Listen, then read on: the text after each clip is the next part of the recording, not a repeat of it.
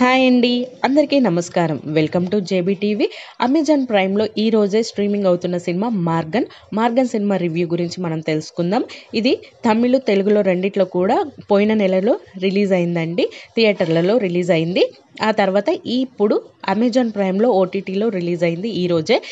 Cinema మాత్రం చాలా బాగుందండి.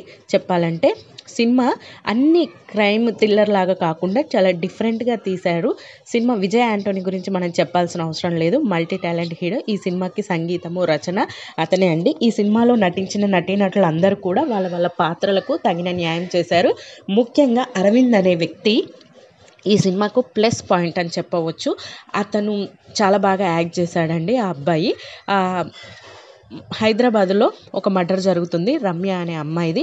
ఆమెకు ఒక ఇంజెక్షన్ వేసి చంపడం ద్వారా ఈ సినిమా అనేది స్టార్ట్ అవుతుంది. అయితే ఆ అమ్మాయికి ఇంజెక్షన్ వేయడం ద్వారా బాడీ అంతా కూడా బ్లాక్ కలర్ అవుతుంది. ఈ వరుసగా ఇలాంటి జరుగుతూ ఉంటాయి.